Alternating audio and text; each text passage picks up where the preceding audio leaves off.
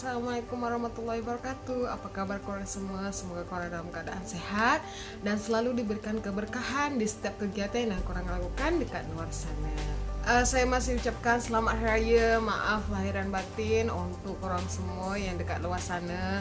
Maaf kalau saya seandainya ada banyak tersilap kata atau perbuatan, mungkin tersengaja atau tak sengaja, okey? Tersengaja atau tak sengaja, okey, sama je lah. Okey, hari ini kita tak buat video macam-macam lah, kita nak cerita-cerita saja tentang banyaknya, bukan banyak lah, tak banyak sangat, komen-komen dekat YouTube, dekat Instagram, tentang beberapa hal dekat dunia nyata yang banyak pertanyaan-pertanyaan yang muncul di kalangan kawan-kawan semua. Tanpa membuang-buang waktu, langsung saja dengan pertanyaan yang sangat banyak. Mungkin hampir semua orang bertanya gini. Yang pertama tuh selalu orang tanya, orang Singapura tuh kaya-kaya ke? Orang Singapura pasti kaya-kaya. Itu pertanyaan yang paling banyak muncul, yang paling banyak orang tanya. Di sini saya akan jawab.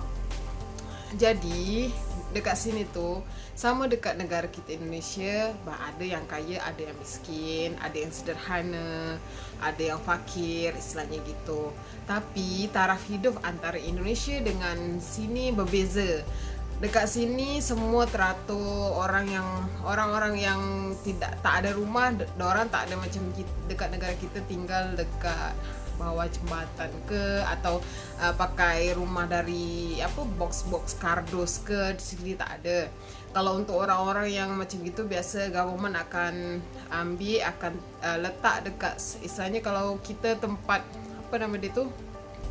tempat kebajikan lah gitu, tempat sosial ya, perlindungan sosial atau apalah gitu. Jadi memang tak ada orang yang tidur-tidur sembarang gitu, tak ada dekat sini. Dan dekat sini pun ada juga orang-orang yang misalkan kurang bernasib baik, mereka macam minta-minta. Tapi semua dekat sini ada izin, semua ada license atau license lah, izin untuk buat benda tu. Kita tak boleh sembarang macam tiba-tiba kita pergi dekat tempat MRT station ke mana, kita minta-minta tu, malah tak boleh, nanti kita kena tangkap.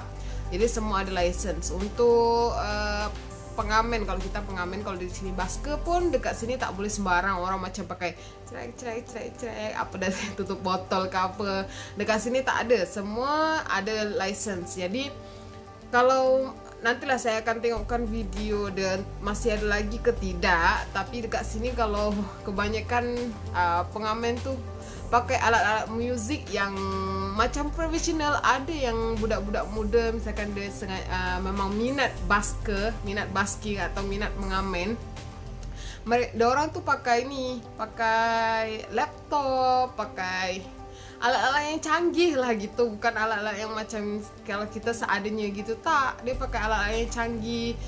Dan tu ada yang pakai betul-betul alat muzik, contoh piano ke, biola ke, macam gitu. Memang berbeza lah, tapi macam itulah keadaannya.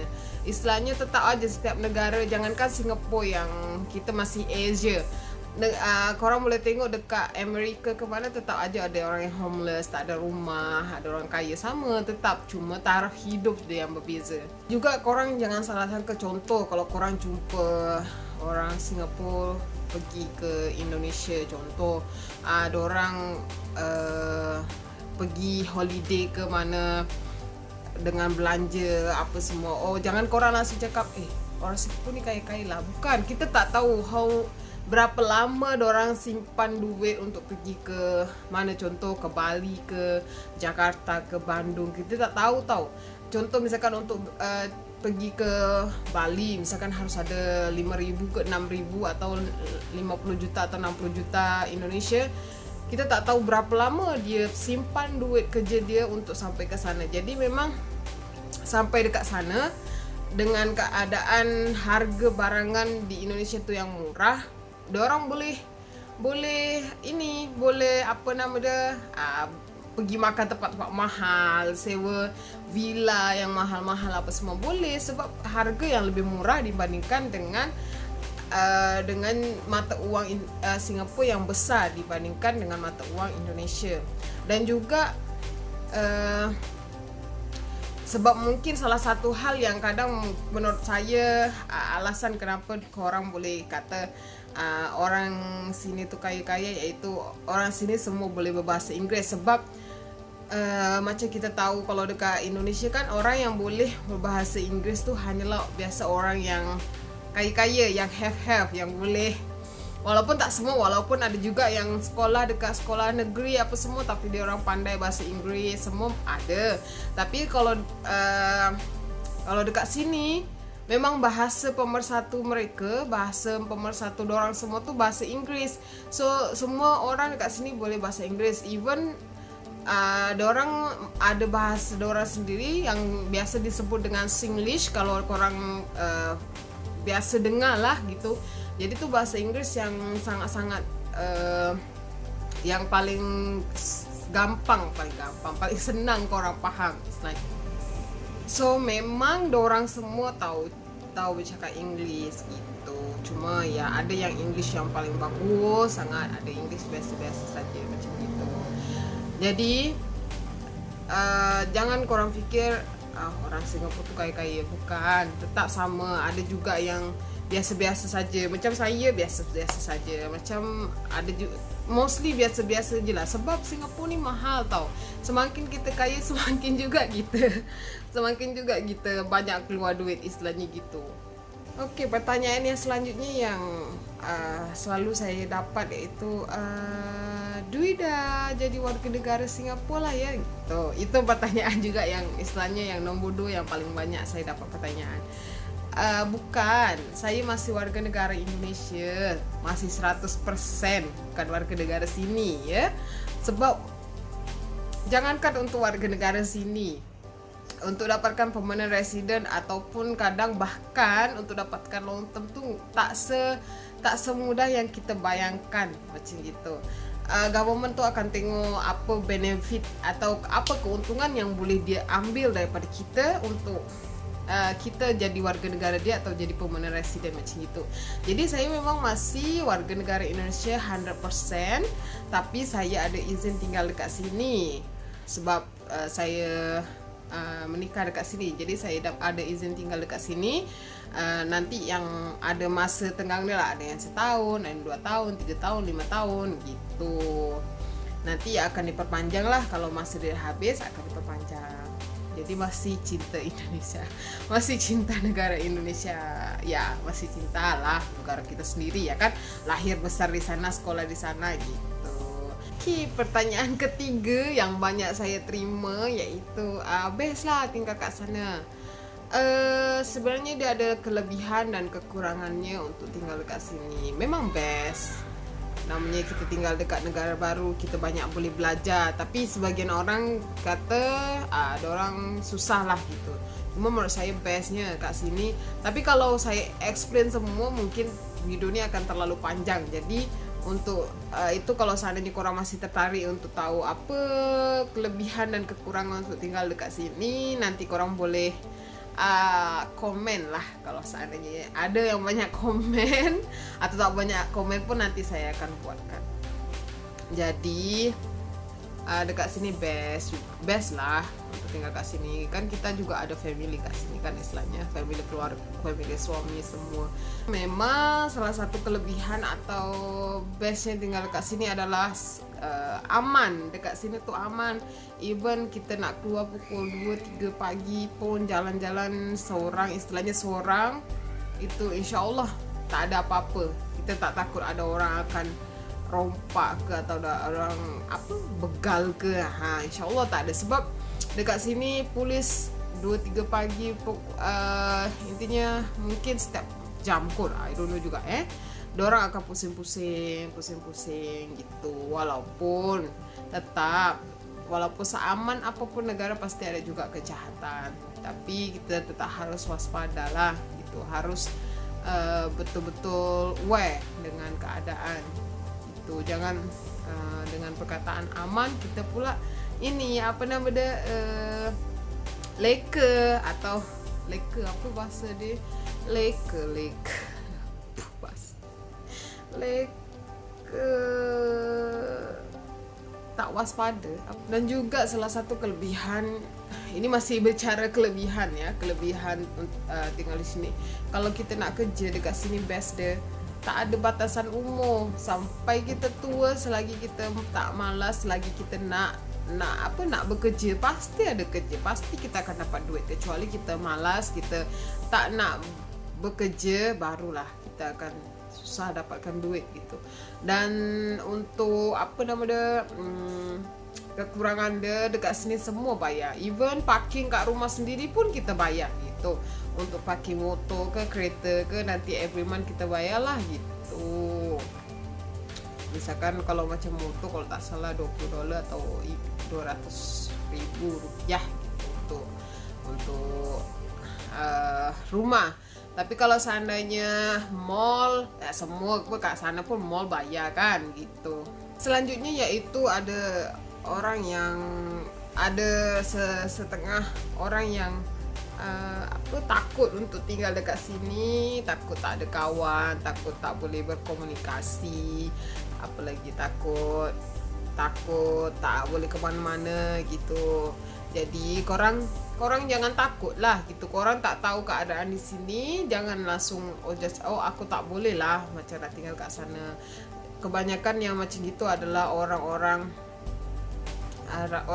yang menikah dekat sini. Jadi suami dekat sini, isteri dekat mana, kat Indonesia. Misalkan contoh, misalkan saya dari Batam, suami kat sini, isteri kat Batam. Dan malangnya kalau seandainya terjadi seperti ini, pandemik, jadi kita tak boleh jumpa. Ada yang sampai setahun, dah masuk 2 tahun tak boleh jumpa kan. Susah gitu. Jadi dekat sini tuh yang penting korang confident aja. Confident maksudnya, memang saya pertama pindah-pindah sini juga semua takut nak bercakap dengan orang, takut. Saya paham English walaupun tak expert macam orang-orang gitu kan. Tapi saya tak confident nak bercakap dengan orang gitu. Itu yang menjadi struggle awal-awal pindah dekat sini, sebab saya tak berani nak bercakap. Tapi lama-lama setelah tu saya adalah part time kerja gitu, jadi selalu jumpa orang, barulah confident. Walaupun English tak bagus sangat gitu, at least kita ada komunikasi dengan orang faham apa kita cakap, dan kita faham apa orang cakap macam gitu. So jangan takut gitu. Dan ada hal, kalau ada yang bercakap macam takut tak ada kawan tu akan datang sendirinya dengan kita tinggal kat sini. Contohnya macam saya awal pindah sini pun saya tak ada kawan, istilahnya itu saya tak ada kenal siapa-siapa gitu kan. Tapi lama-lama ada kawan kerja, ada kawan keluar gitu. Walaupun kita tak selalu keluar sebab semua busy masing-masing, masalah busy keluarga, busy kerja semua, tapi kita masih tetap komunikasi untuk tanya apa khabar semua. Jadi jangan khawatir lah, pasti ada kawan lama-lama. Jangan takut. Kita cuba dulu baru kita kata kita tak boleh. Dan juga mungkin salah satu alasan kenapa orang tak nak tinggal kat sini sebab makanan. Contoh, susah nak cari makanan Indonesia. Mungkin awal-awal korang datang sini korang akan rasa macam nak makan ni susah, nak makan Indomie susah, nak makan makanan Indonesia susah. Tapi kalau korang rajin searching dekat internet, makanan Indonesia dekat sini tu banyak. Nak homemade, nak restoran, nak kedai-kedai. Tapi kedai maksudnya kedai-kedai ialah kedai-kedai dekat mall, banyak. Walaupun jangan korang berekspektasi rasanya tu 100% rasa Indonesia, tetap rasa dia ada perbezaan antara rasa dengan otentik rasa dari Indonesia dengan kat sini. Tapi at least boleh mengobati rasa rindu dengan makanan-makanan kat sana. Kalau orang tanya dengan saya betah untuk tinggal kat sana, tak, saya